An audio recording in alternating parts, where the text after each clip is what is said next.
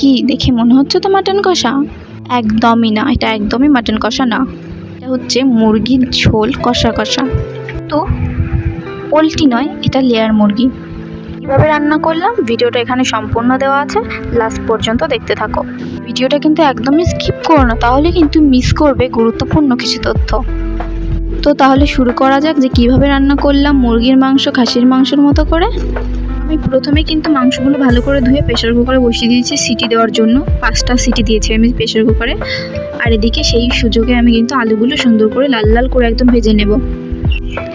তো আমার সিটি কিন্তু দেওয়া হয়ে গেছে। আমি এখন যে সিটকানিটা ওটা আমি খুলে দিলাম, যাতে এটা ঠান্ডা হয়ে গেলে অটোমেটিকলি খুলে যাবে।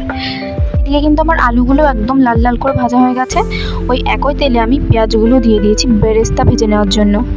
তোমরা সবাই ভাবে বেরেস্তা তো বিরিয়ানিতে দেওয়া হয়, বেরেস্তা কেন মাংসের জন্য ভাজবে? হয়তো একসাথে কষিয়ে তেলের সঙ্গে মাংসটা একসঙ্গে দেবে না, সেটা না, আমি আলাদা করে বেরেস্তা ভেজে নেবার। দেখো এই পেঁয়াজটা মানে চোখেই পড়েনি, কাটিনি, এর মধ্যে দিয়ে দিয়েছি। আর এখন তো এটা তোলাও যাবে না, যেহেতু গরম তেল, ভেজে নিলে কোনো সমস্যা হবে না। তো আমি কিন্তু এটা হাই ফ্লেমে ভাজবো। পুরো বেরেস্তা যেভাবে ভাজা হয় আমরা সবাই জানি বেরেস্তা কীভাবে ভাজা হয়, একদম মচমচে করে ভাজা হয়। তো আমি সেইভাবেই কিন্তু ভাজবো। তো এটা প্রায় কিন্তু আমার হয়ে এসছে, এটা ভাজা কিন্তু দেখতেই পাচ্ছ পুরো প্রায় হয়ে গেছে।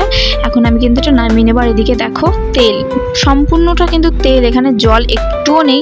পুরো যেটুকু দেখতে পাচ্ছ এখানে যেটুকু রয়েছে সব পুরোটুকুই হচ্ছে তেল রয়েছে। দেখে মনে হচ্ছে তেল দিয়েছি, কিন্তু না, এটা মাংসের থেকে ছেড়েছে, মানে মাংসের হাফ হয়তো মাংসের মধ্যে তেলই ছিল, মাংসের থেকে তেল বেশি। মাংস মানে তেলটা ছাড়ার পরে মাংসটা একদমই চুপসে গেছে, দেখতেই পাচ্ছ শুধু হাড়গোড় দেখা যাচ্ছে। বেরেস্তা ভাজার ওই একই তেলে, বেশি তেল দিইনি, সামান্য, একেবারেই সামান্য তেল। দেখে বুঝতে পারছো ওর মধ্যে জিরে, গোটা গরম মশলা, শুকনো লঙ্কা ফোড়ন দিয়ে মশলাটাকে ভালো করে কষিয়ে নেব আমি। আর মশলার মধ্যে অতি অবশ্যই গোটা গরম মশলা দিয়ে দেবে, তেজপাতা দিয়ে দেবে, এতে করে মশলার গন্ধটা ভালো আসবে। 1 নাম্বার টিপস।